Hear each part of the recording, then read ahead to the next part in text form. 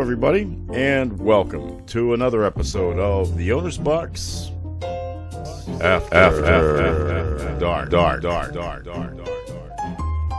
I am your host, Mark Farinella, the former sports editor, assistant sports editor, Patriots beat writer.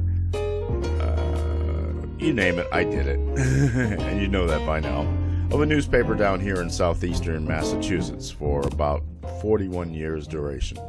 And now, of course, I'm a podcaster and a videographer and a play-by-play announcer. And my God, I'm busier now than I was before I was retired. But it's all fun, and I enjoy it very, very much. It is April 28th, Wednesday night, 2021. And I'm recording here, of course, from the palatial confines of Fulton Pond Studios in Mansfield, Massachusetts. And just to start everything off, I want to show off a little bit of new equipment. This is kind of fun. I actually have sunk some money into this turkey. First, you may have noticed that this thing in front of my mouth is a new microphone. The brand is AKG, and it's well respected. I forgot what the model number was on it, but it's, as you can see it, very professional looking. I like it. I like the more traditional look a little bit more than what I had up here before. It cost me about $150, which may sound like a lot of money for the purpose that it's being given, but you know, it's in the world of studio microphones. Yeah, it's not that expensive, really. It's a respected brand, and it was absolutely necessary because 2 of the 4 microphones that I purchased with this podcasting bundle inexplicably gave up the ghost in the midst of my recording episode 35 of the original gangsta of these podcasts, the audio-only version of the Owner's Box, which I completed earlier this week.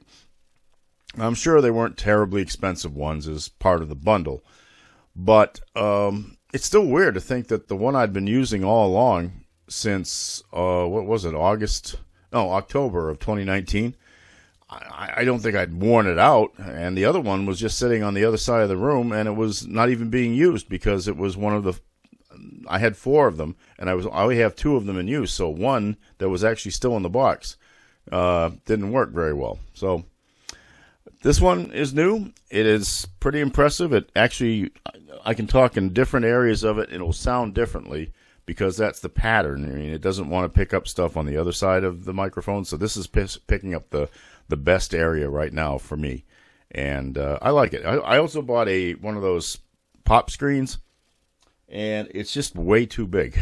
Besides, if I put it on here, it would cover up like here, and you would not be able to see my face. Now, I know some of you might think that that's not such a bad idea, but the point of a personal podcast is being able to see you. So I will try not to pop my P's and other sibilant words too terribly much, but you know, it happens sometimes. Anyway, it's all part of the ongoing growth of the Owner's Box and the Owner's Box After Dark. We've undergone quite a few changes here since October 2019.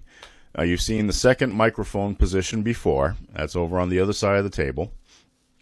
And it now has its own computer there for the use of a guest once we can reopen Fulton Pond Studios to the outside world. And I think we're getting closer to that day pretty soon. I'd really welcome the opportunity to have guests in here again. And the latest addition to this impressive studio that I've built is an impressive mood light. It doesn't do much other than create a mood, but it's kind of cool. It turns all sorts of colors. It can be blue for cool, green for envy, yellow for a sunny disposition, and red for stoked up or pissed off. I kind of like blue. Blue is cool, I think. It could also represent sadness, but I'm not too sad about anything these days. Knock on wood. So let's hope that blue will represent just a general coolness. And that's why I use jazz riffs at the start and at the end of my for the theme music. of the podcast instead of some sort of rock and roll anthem or something like that. I mean, there's all sorts of music. I get this music from, I think, Universal Studios, and it's unlicensed, so it's out there for the public domain. And they have all sorts, and you can get sports anthems, you can get hard rock, you can get anything that would be good for theme music. So the jazz riffs that I've got, I'm very happy with, and I may not change them for a while. I was thinking about getting a different ending theme song for both this podcast and for the audio podcast, but you know what? The audio podcast already has a different one, and it sort of fits the theme. So let's see. We'll see what happens. I mean, this is a growing, expanding universe here. And then finally, there's the shirt that I'm wearing. Ta-da! See what it says? Thanks to the folks at Logo Sportswear in Wallingford, Connecticut. So I knew I was going to blow that. I now have 4 high-quality polo shirts embroidered with the official logo of the Owner's Box After Dark. After dark. I've already been asked by one individual what it's supposed to be, and I gladly provided details because, job number 1 is promoting the brand. It's all about the brand. Just ask Robert Kraft. He's always been big on brand identification and brand promotion up there in Gillette Stadium. But yeah, I do like it. It's the same logo that's on my coat, and these are Nike shirts. I also have a couple of Adidas shirts, so that they deal with quality stuff down there. So if you're ever looking for any kind of personalized equipment, if you run a company, if you want pens, masks, zip drives, anything, shoes, coats, you name it, they'll put your logo on it, and they're fairly inexpensive, and they get it done quickly. I was expecting these in May, and I got them today, so I'm very happy about that.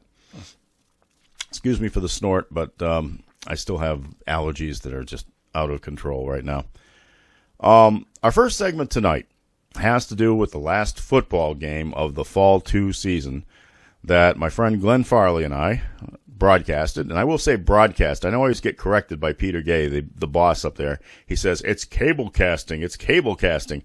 But since we've been doing live streaming, it goes out over the internet, and people all over the world, I wish I had, what was it, the OJs? People all over the world join hands. They're on the love train. I can't remember who did that song. Anyway, they can see it or hear it anywhere. So I mean, it's like it's not broadcast over the air as the traditional transmitters and through the air broadcasting that you pick up on an old TV like the one in this room. But it is wider, has a much larger audience potentially than the cable system in Plainville, which is basically as far as it would go. And also they have a place on their website at northtv.net where you can watch their live feeds. So if you happen to see on the schedule that the King Philip game is going to be on at that time, you can click on that button, and there it is, live and in living color on tape. And you can enjoy it that way.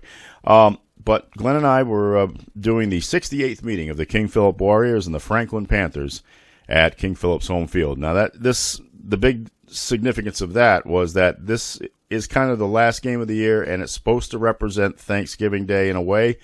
That's when they play normally, but because of the pandemic, they did not have the fall season, of course.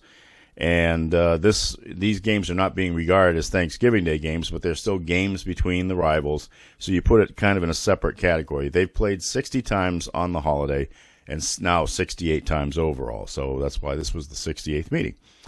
And the final score was King Philip 14, Franklin 10. It was the 18th straight time that King Philip has bested Franklin in either their Thanksgiving games or their other non-holiday meetings. And I've got some highlights for you. I stole them, but I'll give due credit to North TV, obviously, because otherwise I think they'd be upset over there. It was a great game. All I can say is it was a great high school football game. Now, remember, I used to cover the New England Patriots for 40-odd years. I traveled. I went here and there with them everywhere. I spent hours on end at training camp and daily press conferences and you name it. But it's not as much fun because you are much farther removed from the game when you're covering a pro team. You are, and it didn't used to be like that, because back in the 70s when I first started covering them, the players didn't make all that much more money than you did.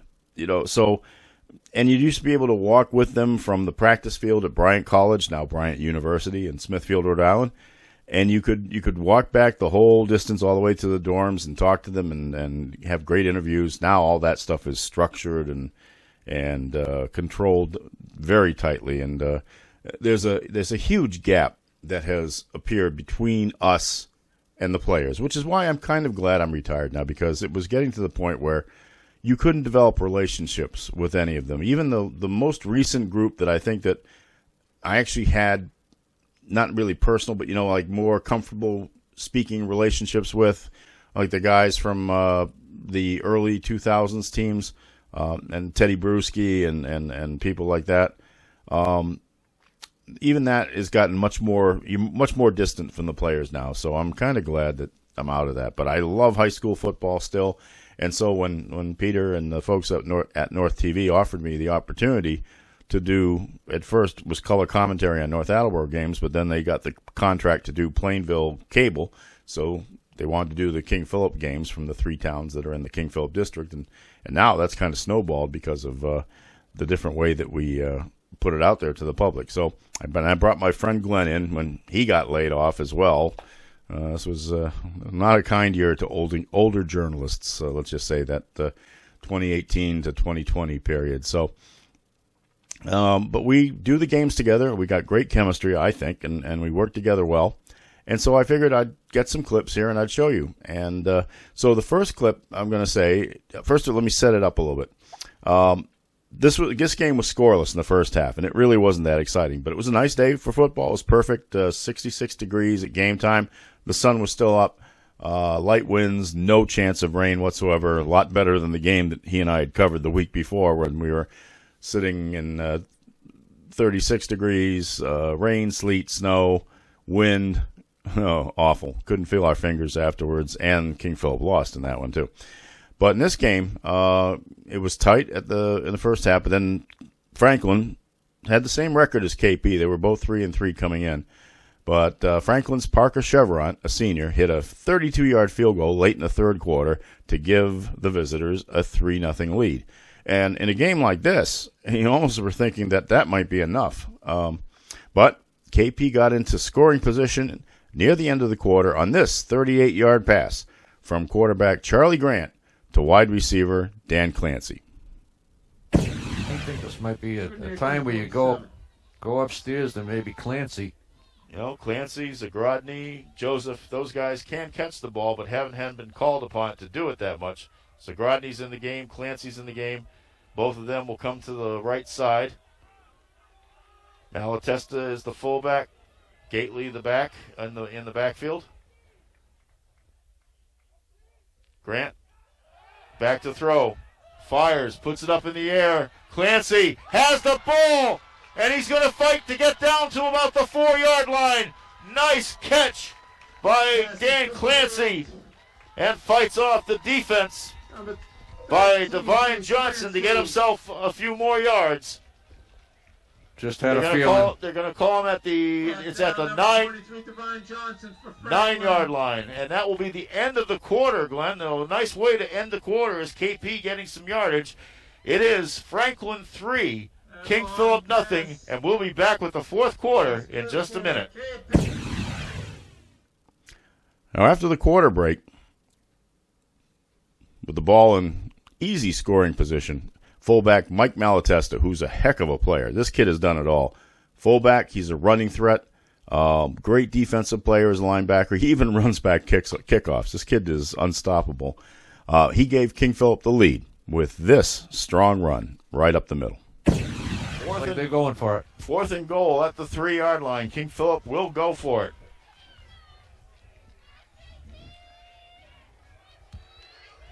The Warriors come up to the line of scrimmage. Power formation in the backfield. The handoff is an inside handoff to Malatesta. Gets the first down, I believe. He's in. He's in. Touchdown. Warriors signal, and it is. Was that Malatesta for sure? I believe it was. Yes, it is. Touchdown. Mike Good job. Malatesta may have saved the day for the King Philip Warriors here. Malatesta magic. Franklin took the lead on this 10-yard run by senior Mac Gula to lead 10-7. But as I remarked at the time, the Panthers made a mistake. They left the Warriors enough time to set something up and to either tie the game or possibly even go ahead. Right on the 10 is where they're putting it. So, 10 yards away here. Can they, I think it is first and goal. Yes, it is. 3:24 left to go. Pass good enough for Panthers first down. It'll be first and 10. Ball's on the 10. Once again, Aroni, shotgun formation. Gula to his right. He gets the ball. Gula does. Goes up the middle, dives into the end zone. Touchdown. Touchdown, Franklin. Gula with the dive into the end zone, and the Franklin Panthers go in front 9-7 with 3:17 left.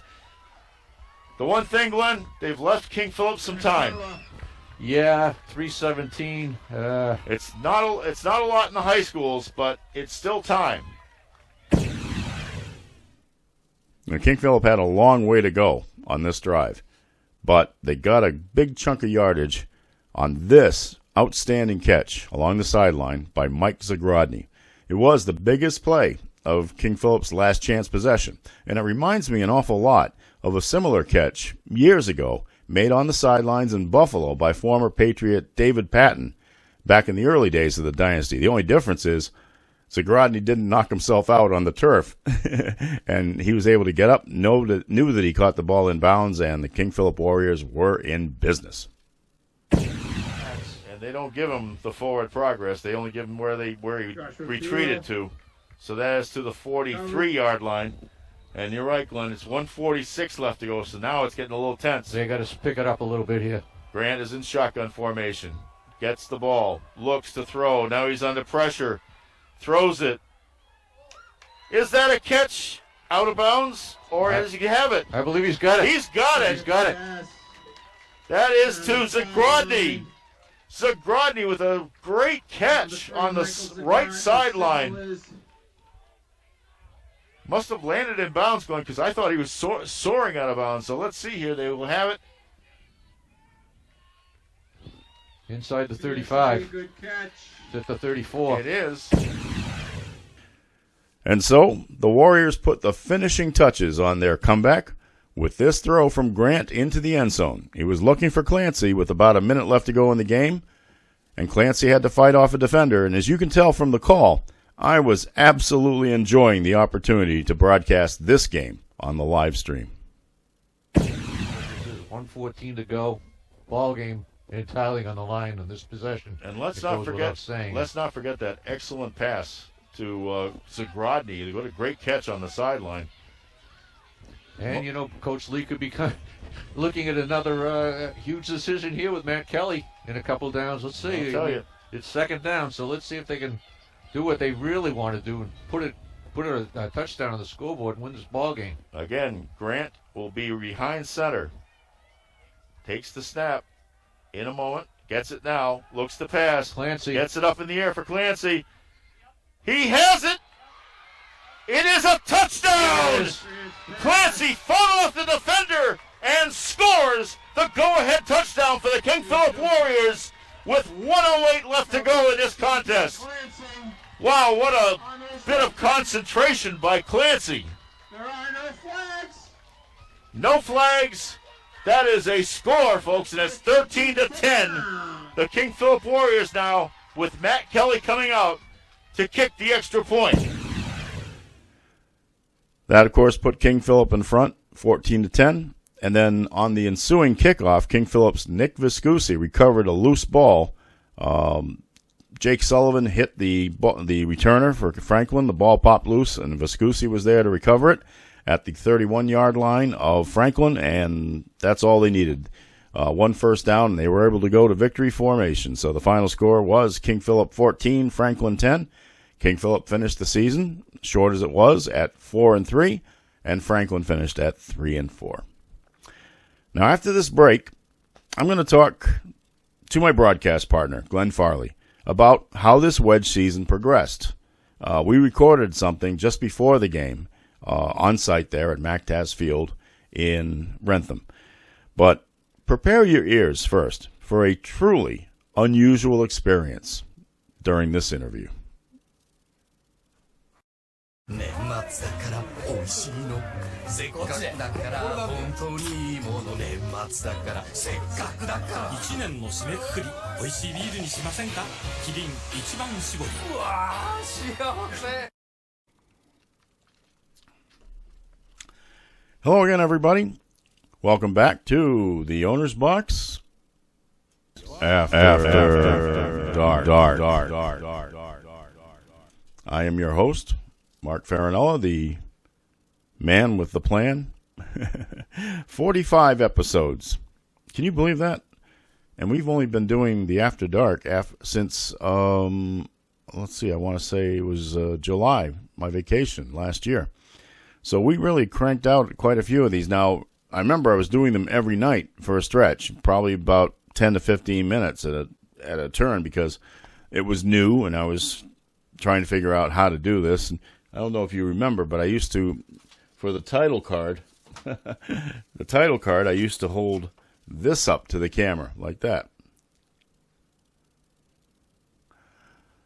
I'm glad I kept it, though. It's a nice little souvenir of the early days. Of course, then I got fancy video editing stuff, and I'm really kind of happy with the way this has turned out. When I listen to some other podcasts and other blogs that are done by schmoes like me, they aren't half as entertaining. At least I think so. All right. My friend Glenn Farley and I do the telecasts for North TV. We've done football, hockey, and a little bit of basketball as well. He didn't do volleyball with me. Didn't do most of the basketball. He didn't want to go anywhere near soccer or field hockey. Can't say I blame him. But you know what? I actually had fun doing those, especially during the pandemic when the sports were so radically changed. And that's one of the topics that he and I are going to talk about right now. We recorded about 11 minutes of audio just before the Franklin King Philip game. And I have a nice new remote type of thing that I can use for recording. I use the good microphones and everything. And so the sound is great unless there's something competing for our attention. And in this case, I'll just say I don't want to offend anybody at King Philip. Brian Lee, the coach, he's football tried and true. And if you know the fact that his father was the longtime coach of the Walpole High School football team, and you can see where the bloodlines go. So Brian has his way of doing things, and one of the things he does is he has some very, let's just say, interesting pregame music. It's different. That's the only way I can describe it is different. It's not traditional sports type of music, and you will hear it as Glenn and I are talking. We get about 3 or 4 minutes into our conversation, and then all of a sudden the music kicks in, and we have to shout. And we did shout. And after a while, I told him, we can't do this any longer. We just have to stop here, and we have to try to find a quieter place. Well, we didn't want to leave all our equipment sitting in the stands as it was. So all I did was we just walked around to the back of the press box. We couldn't use the press box in this game. That's, again, COVID-19 restrictions, which I'm assuming that are going to be lifted pretty soon in this state. There's all sorts of talk about no more mask mandates and so on and so forth. And I'll probably still wear my mask because I got to tell you the truth. It actually helps me with my allergies. If I go outside with the mask on, I can breathe more easily than I can if I'm breathing in everything that's coming out of the trees right now. But so Glenn and I tried mightily to talk over this background music, and we do get it a little bit quieter at one point. But I know it's distracting. I know for some of you it will be an assault on your eardrums. All I ask is that you bear with us and try to listen to the information that we're bringing you about what we think is the future for Massachusetts high school sports. And without any further ado, me and Glenn Farley speaking and then shouting from MacTaz Field in Wrentham, Massachusetts.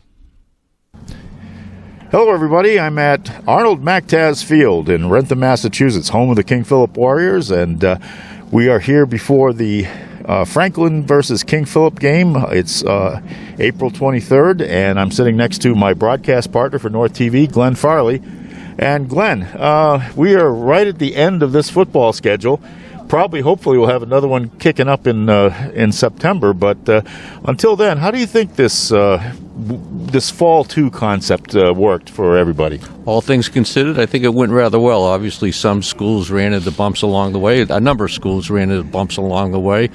Just this week, I've seen teams rescheduling games 2 or 3 times, and as recently as yesterday, when they're going to play maybe on Saturday or even on Friday, adjusting games on Thursday. So that's been kind of a crazy aspect of it. But what hasn't been crazy in our worlds the past 13 or 14 months or so. But the main thing is that the way I look at it is it gave seniors some, closure to their careers. They didn't end their careers, their junior years in the fall of 2019. Granted, it's not the way they would have envisioned their senior years in football transpiring.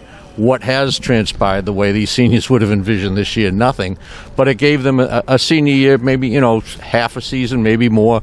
KP's going to end up getting in 7 games, pretty much unblemished along the way. They've gotten all their games in. They've gone on without too much of a hitch. We haven't seen the behind-the-scenes action, but they've been able to play. And for the underclassmen, this has been almost like an extended training camp going into next year. I mean, next year, when you think about it, it's only like 3.5 months away before these teams will be starting practice for what we hope will be a quote-unquote normal fall season. When I think about it, you were very right about one thing, about some of the glitches. I mean, one thing particularly happened to my alma mater, Mansfield High School. This would have been the 90th meeting of the Mansfield Hornets and the Foxborough Warriors this year, but Foxborough came down with COVID 2 weeks ago. Two games had to be postponed or canceled altogether, as it turned out. And so Mansfield, rather than being left in the lurch, scheduled a game. Mansfield 5-0. They scheduled the 4-0 Marshfield Rams. Now, I've been calling that the typographical error bowl because it's the one where years ago the copy editors and the Metro papers never could figure out it was Mansfield instead of Marshfield. But I think it got off all right. I mean, I know the King Philip volleyball team won the Hockomock League Kelly Rex. They shared the title with Franklin. They never missed a game, and nobody postponed on them. So it was interesting, but it's something I'm sure that nobody wants to see repeated. Absolutely not. You talk about games that you wouldn't expect to ever take place. My alma mater, Middleborough, ended up playing Bill Ricker. How the Middleborough-Bill Ricker, rivalry ever got started? Well, it took a pandemic to get them to play, and Middleborough opened its season by moving way up in class to play Bridgewater Raynham, and I believe that was Middleborough's only loss of the season. We saw just last week a West Bridgewater team, a small school like that, came in and played against, had to play Taunton along the way, gave them a game. They were down decisively, but they made a terrific comeback to make it a close outcome. But yeah, there's been a lot of funky things along the way, but again, not to repeat, but what hasn't been funky the past 14 months in our lives? The other thing, I was impressed by the fact that there weren't too many COVID-related rules changes for these fall sports. And we're kind of battling for recognition here right now as we're speaking with the loudspeakers that we're under. But I just want to say that the fact that they could play volleyball and football without very many restrictions. Now, some other schools had to play soccer and field hockey during the season too, particularly down on the South Coast, I noticed. But I think everybody's getting a little tired of the alterations. The kids have been great. They don't complain about it. But now we're coming up on the spring season, which everybody missed last year. That's when everything broke, and there was no spring season. So when you think about what might happen, I mean, I just don't want to see that season be radically altered too. Yeah, I mean, everything we see is going to be truncated. I think you're looking probably, in the spring season's 10-game schedules for baseball and softball. It's half a season. In football, we saw no tournaments, no playoffs. They just play the regular season, and, they crown league champions, but that's as far as you go. But, we're looking ahead to the spring season. They're going to be impacted too. But, I mean, I know you did field hockey in the fall, and you talk about rules changes. If I'm not mistaken, did they play 7-on-7? Or? Yeah, they took 4 people off the field for each team. That's exactly what they did. So, when you talk about not having much in the way of participation interruption, I think that's the sport that suffered the most. Yeah, I mean, at least we did football, obviously, and at least we saw 11-on-11, and basically the rules were unchanged. They took breaks along the way, water breaks. We see sideline rules that are different, but for the most part, it's still football. Glenn, I hope I might have to edit this a little bit. I don't know how much we could hear of each other back there, but we are, as we're coming up to hopefully a normal season, at least we don't know that for a fact yet, but we're kind of hoping that the fall season will be back to normal. I feel pretty good about the King Philip team we've been seeing. They will have a lot of people back, and a lot of the younger players that got to play in this season, which as we speak they are 3-3 before the Franklin game. I think they got a lot of valuable experience this year. There was a small roster, and I think some people kept their kids out because of the pandemic. So I expect them to come back strong next year. Well, I think, you're going to see a team that did gain some experience. The kids like Kantav and Charlie Grant at quarterback, and they've got a freshman coming up that could challenge him actually going into the fall, I would think. I mean, these are kids that got experience that, had there not been a season, Charlie Grant was never a starting quarterback before this season, obviously playing behind Robbie Jarrist. And they had some very young kids on the line. A couple of good young players that came up. Ryan Gately, the sophomore linebacker and running back. The kicker, Matthew Kelly, I think had a terrific debut season. Yep. And I think that especially the guys on the line are the ones who are going to come back strong. I feel that, unfortunate that a kid like Mike Malatesta won't be back because, boy, what a season he had. Fullback, linebacker, kick returner, he did it all. Love that kid. He's the team MVP in my opinion. I don't think I'm going to get much of an argument from you. You talk about a hard nose. He reminds me of like an Anthony Sherman, James Devlin type, that kind of fullback that, although he carries the ball a lot more often than those two do, and he does it rather effectively. At times he's been their best running back without question. We saw that him actually really kind of turn the season opener around against Taunton, and he's just a hard-nosed football player. I do feel for him, like you said, that he was only able to get these 7 games in, but, again, 7 games is better than nothing. And we saw a team here in King Philip that was rather inconsistent, both offensively and defensively. I think particularly offensively. We saw it in the last game of the year against Stoughton, where they came out and it looked like, for one half it was gangbusters, 13-0, and it looked like they were on the verge of turning it into a rout. They end up come out in the second half and they're flat on both sides of the ball, get nothing accomplished really either way, and lose 20-13. So hopefully those inconsistencies will be ironed out with the experience that this team gained this year. And I really appreciate you bringing along your greatest hits album tonight, Mark. One last question, Glenn. I spoke during the basketball season right at the close with Kristen McDonald, the Norwood boys coach, and obviously with the great success she had at Braintree with the girls team there. And I asked her, from what she saw in the basketball season, some of the changes, no inbounds plays from behind the basket, a couple of other things, and just the scheduling aspects and all that. I asked her if there was anything that she saw during the COVID change season that she would like to see carried on into regular basketball. And her answer was very quick. She said, no.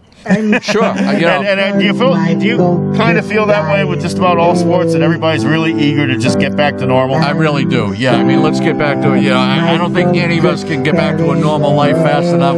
When that's going to happen, I wish I had the answer. I wish science had the answer.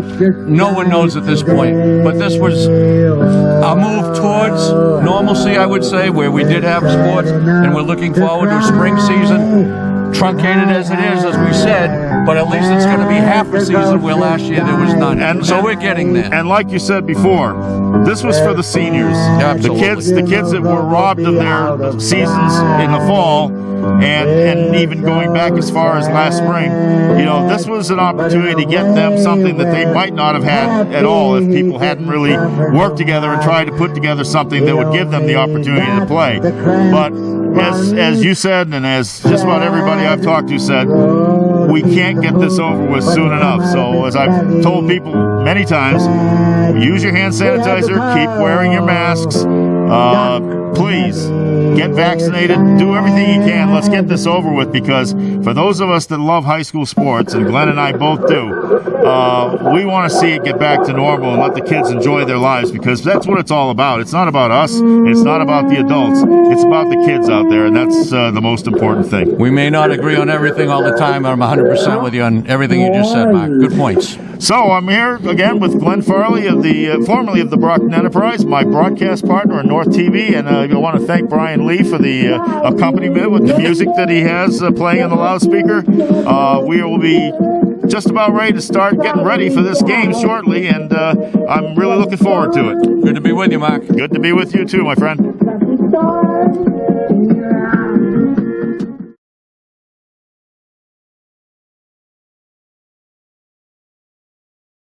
Rakuma.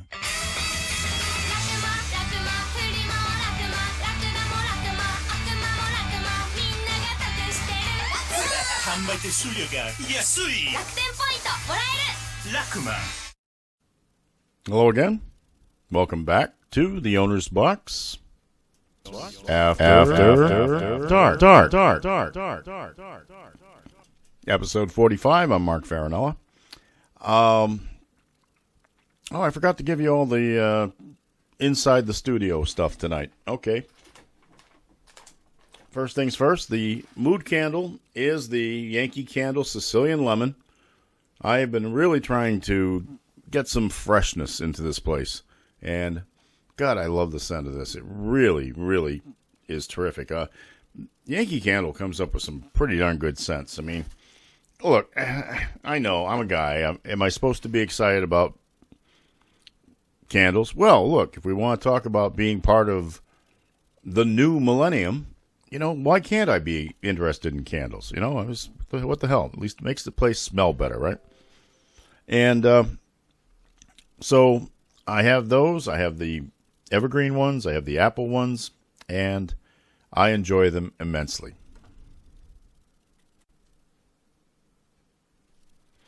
The drink of choice tonight, a familiar one, Diet Dr. Pepper. This isn't the Dr. Pepper zero sugar version. You know what? I polished off a few bottles of that in the most recent days, and I brought it back to the local Stop and Shop to redeem them. We have a bottle law, of course, in Massachusetts, as most every state does, and we get 5 cents back for every bottle. So, and during the pandemic around here, I mean, I have a closet in my porch that is absolutely filled with giant trash bags of returnable bottles that I haven't gotten to yet.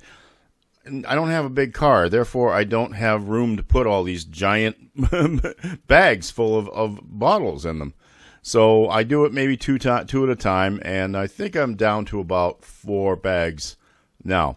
But I actually did some of the more recent ones first, and that's why there were Dr. Pepper zero sugar bottles in them. So I bring them to Stop and Shop and start firing them into the machine one after the other. And they kept rejecting those bottles. I guess they haven't programmed the new brand into their computers yet. Because, yes, it is a relatively new introduction on the market. And so they probably just don't know that they're supposed to accept those bottles. Well, I went inside. I wasn't terribly grumpy, but I did mention to the person behind the service desk that, these bottles I bought here. And she said, oh, you can't give them to me, but I'll give you the money for them, and then you can just throw them out. Well, I don't like just throwing something out because they're supposed to be recycled. That's the whole point of this thing. But, if I couldn't recycle them, at least I got my money for it. So, hey, it's a typical American thought here. So I got them, and so that's why I'm not drinking that tonight. I like to go back and forth. Besides, I still think I prefer Diet Dr. Pepper. It's just not as knock you off your seat sweet. I don't know if any of you ever drank the original Dr. Pepper, the real stuff, the stuff that was made in the South. When I was a kid, and we used to go down to the town of Williston, Florida, which I talked about in my last episode with the barbecue, and yes, I am going to do a barbecue episode soon.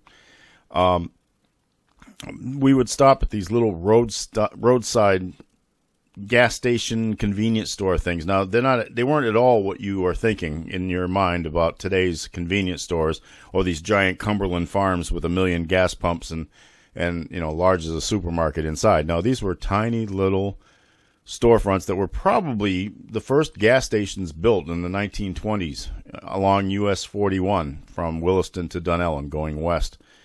And, they still had gas pumps. Some of them didn't work anymore. I think I'll throw up a picture here of when I was a kid. You can see the gas pumps for a Phillips 66 station at one of those little tiny gas stations that was, I think, in the town of Dunellen or just outside it, near the intersection with Florida 40 and close to what would later be called Rainbow Springs, and then it's now just a big housing development, but it used to be kind of the doppelganger to Ocala's Silver Springs with the clear water and the bubbling springs and all that.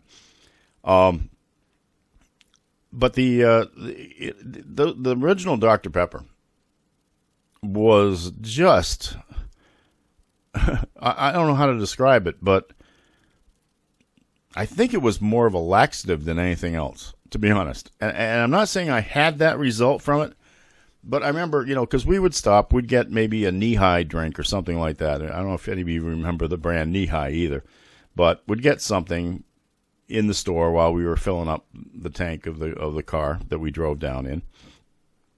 And I got adventuresome one time, and I said, Dad, I want a Dr. Pepper. And he didn't think I'd like it right off the bat because I think he kind of thought it tasted like Moxie. And now, again, there's another one that you may not know. It's actually still on the shelves, and I haven't had Moxie in a million years, so I couldn't tell you what it tastes like right now. But Moxie is kind of that medicinal type of stuff, I guess. And Dr. Pepper, whether it was the prune juice or whatever they put in it, was just so strong, like cane sugar and prune juice mixed together or something like that. And I remember spitting it out. It was terrible. They've toned down the flavor since then, but it still has a hint of what it was. But now I find it kind of refreshing. I really do. And I definitely prefer the diet version than to the sugared regular version. That's too sweet for me. And especially with me having diabetes, I have to take it easy on that stuff. So anyway, that's my song of the South today. Tune back later for another tale from Uncle Remus. Okay, I will be happy to tell you these brief little snippets right now. You may recall that in 2017, if you're local, the Bishop Feehan High School girls basketball team won the first state championship in school history. It was the Division I state championship, the highest division, and they had a very talented team. And the fun part about that is that they went to Springfield. That's right. I was trying to remember where it was. The MIAA, the Massachusetts Interscholastic Athletic Association, and the Basketball Hall of Fame got together and tried to build some excitement for the state championship finals, which used to be played in Worcester because it was equidistant from the western part and the eastern part of the state. The eastern part of the state played its sectional finals in Boston Garden, or TD Garden, And at the West, they played at UMass Amherst, and then they would meet for the finals in Worcester. But now the folks in Springfield, because Springfield being the home of basketball, they wanted to do something special. So they set up this whole weekend-long thing where the kids would come out on Friday. They'd get tours of the Hall of Fame. They'd have a special banquet, and they would be put up in hotels. And then on the next day, they would play. And most of the games would be at the Mass Mutual Center in Springfield, which is about a 7,000, maybe 8,000 seat arena. Not as big as the one in Worcester where they used to play, but it was good enough for the size of the crowds that they would get. And then for the spillover, for the smaller divisions that weren't going to attract as much of a crowd, they would play at Springfield College, which, of course, is where basketball was invented by Dr. James Naismith. Well, actually, he was at the Springfield YMCA, but Springfield College kind of takes ownership of that, I guess. So anyway, that was interesting. That was exciting. And two of the members of that team went on to play Division I college basketball. And one was Lauren Manis, the center. She's from Franklin, and she was a guest on one of my earlier The Owner's Box episodes, the audio podcast, and I can't remember which one. I think it might have been 25, but I'm not sure. Maybe I'm just confused because 25 was the number she wore at Fian and at Holy Cross. At Holy Cross, Lauren became the first Crusader athlete, male or female, to score more than 2,000 points and grab more than 1,000 rebounds for her career. And I knew when I saw this kid play as a freshman and a sophomore in high school, I knew there were great things coming for her, but her development was on kind of a slow curve, and it didn't really peak in high school, which is good because she was a much better basketball player every year of her career going forward. And she didn't quite get to 1,000 points at Fian. I think she had 980 or something, very close to it. But she did go over 1,000. She went over 2,000 at Holy Cross, and the rebounding was great. Her outside shot got a lot better, and as a result, she was drafted by the Las Vegas Aces of the WNBA. Now, I'm a little suspect of them because Bill Laimbeer has something to do with them, and if you were a Celtics fan, you did not like Bill Laimbeer. But if he can help Lauren Manis's career, I'll forgive him. Anyway, she didn't get much of a tryout, and she was cut pretty quickly. So she went overseas, and she played in Belgium. And now let me tell you, during the pandemic, that was not an easy thing to do because of all the restrictions that you had over here, they had them just as bad over there. But they were able to play basketball, and so she developed her skills further. And happily, recently, she got a training camp contract to play with the Aces, again, the team that drafted her. Now, I'm not sure what's going on beyond that point right now. I know she's posted pictures, and the team has posted pictures of herself, and you'll see some of them here, of her practicing with the team out in Las Vegas. And I just want to wish her the best of luck and hope for the best. And I hope I'll be able to get her on these podcasts again soon because it was a great conversation with her. And I know we talked before she was drafted. She was hoping she would be, but she knew that coming from Holy Cross it might not happen. But she was planning to play professionally no matter what. And, of course, she did achieve that and went overseas. And again, as we've had several young women around here do that, she has, given new life to her career from that. So I hope for the best for her, and may she succeed out in Vegas. This is one of those times I really hope that what happens in Vegas stays in Vegas, and I hope that means that Lauren Manis will be playing for that team.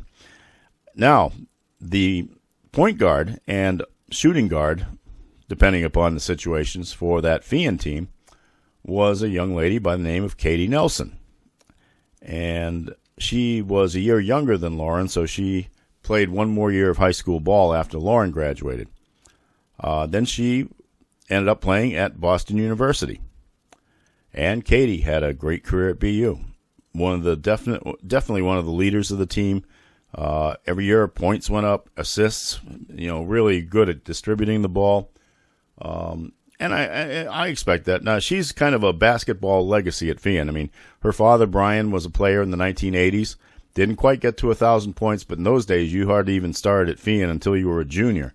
So he was a very good player, just didn't have the opportunity to play as many games to get to 1,000. But, Brian had they had a son and a daughter, and his son was 1,000-point scorer at Feehan as well. But Katie really, you can see that she was, right from her freshman year, she was going to be something special. And she didn't start at all in her freshman year. She always came off the bench and would end up with something like 15 points.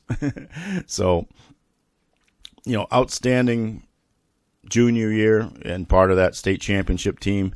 Did everything she could to get them back into the state championship situation. Unfortunately, her plans to repeat were sidetracked by my friend Krista McDonald and her Braintree High School team in an opening round game at Feehan, and nobody thought that Braintree was going to win that game, but she's a pretty darn good coach. And so Katie had a great career at BU. Now, understand right now, because of the pandemic, the NCAA has offered another year of eligibility to just about anybody who was in college.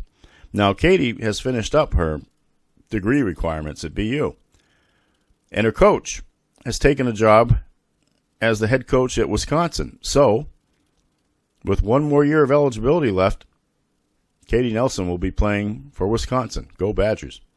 Now, I know that's a little hard for me to say because I am a Northwestern alum. And Northwestern has a pretty good women's basketball team.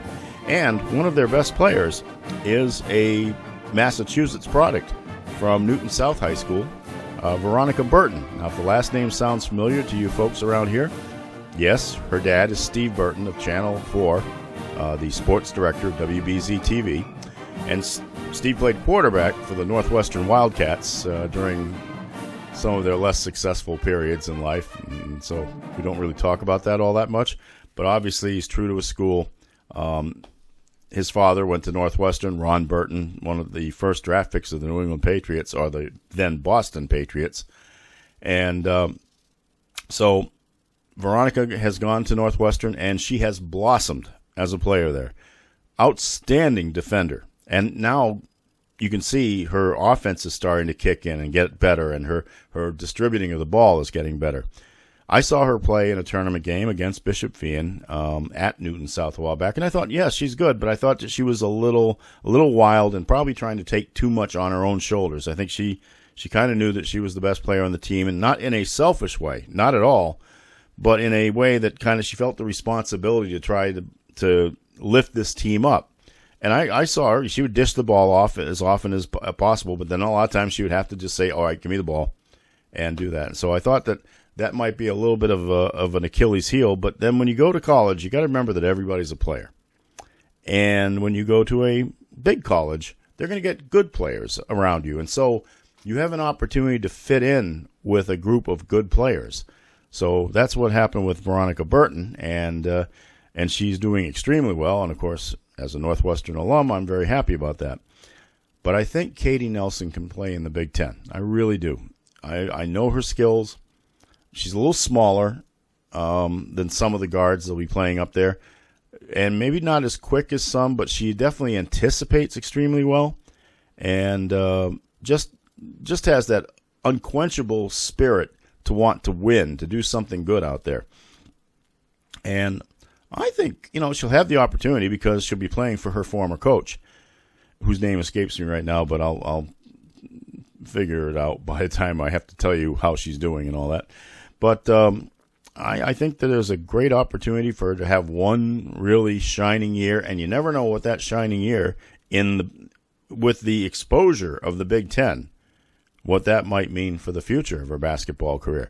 Now, Katie, I joke because I keep saying, well, she's not one of ours anymore. Well, she's from North Attleboro originally. The family moved to Falmouth during her career at Feehan, but she stayed at Feehan and kept playing up here. So I think she'll always be one of ours up here, and one of the really good players that I had the joy of watching and picking to the All-Star teams and all that. And I wish nothing but the best to her. Nice folks all the way around, her family, I like them all. And I just want them to really enjoy this year because I think Katie has the opportunity to do something good. So, and with that, episode 45 is in the books. I want to thank all of you, of course, for watching. I have a guest coming up for the next series of both the Owner's Box and the Owner's Box After Dark. He is the executive producer of New York Mets baseball on WCBS Radio in New York. And again, the Bishop Feehan connection comes up. His name is Ray Martell.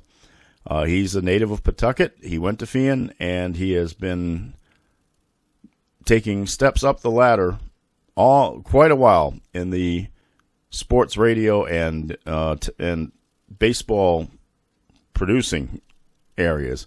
So it's going to be interesting to talk to him. And what I want to talk to Ray about is especially how everybody is handling broadcasting these games still in the age of the pandemic.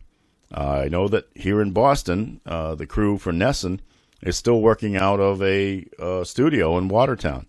I do believe that his announcers are at Citi Field down on Long Island. And by the way, the Mets lost to the Red Sox tonight, 1-0. So I think I would like to hear how they are handling it and how they proceed, how they're going to proceed on. And also, so many teams are not sending, so many media outlets are not sending their people on the road this year. In fact, the Patriots, Bob Socci and Scott Zolak did all of the games on radio from their broadcast booth at Gillette Stadium where they were working off of monitors. I mean, they could still do the games at home live, but they couldn't. But the road games they were doing off monitors in the broadcast booth. The same thing with the guys at NESN. They're doing every game from the monitors in front of them in Watertown. So I think it's an interesting talk, and I will be looking forward to it. And we're going to be talking tomorrow, and I will get the audio podcast out first, and then I will have a video version out as soon as I can afterwards. Very quickly, if you want to subscribe to these, you can go to YouTube and subscribe to my channel, and you will see them. You'll be notified every time a new one is up. The Owner's Box, of course, after dark. And as for the audio ones, they're on all of the most popular podcasting platforms. That's not easy to get out. And like Spotify, Apple Podcasts, Google Play, Amazon. They're all over the place now. So you just look them up. You can subscribe. Doesn't cost you a penny. And it will download directly to your cell phone or any other enabled device that you have. And you can listen to my dulcet tones to your heart's content. If you want to send me an email, it is theownersbox2020@gmail.com. If you would like to send me snail mail, it is The Owner's Box, Post Office Box 272, Mansfield, Massachusetts, 02048. And if you would like to check out my website, where I put some stories, some ponderous thoughts like I used to do in the paper, restaurant reviews, my schedule for televised games, things like that, all sorts of fun stuff. That is at www.theownersbox2020.com. Once again, as I've said to you countless times, use your hand sanitizer. Please, as long as they're telling us to still wear masks, I'm going to do it. Even if they're loosening up the restrictions, I may still do it because, as I told you, it helps with the allergies. If I'm in crowds, I'm definitely going to wear a mask. I have no problem with it. I get a kick. I'm so entertained by some of these individual rights warriors that claim that mask wearing is some sort of means of the government controlling them, and their comments make it sound like they're trying to lead the charge up San Juan Hill. Well, it's a free country, and you're absolutely free to be as stupid as humanly possible. So, I think it's time for the mood light to change to red.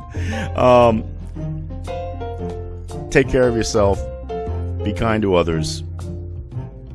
And please, please, please wash your hands. From Mansfield, Massachusetts, I bid you adieu. Good night, everybody.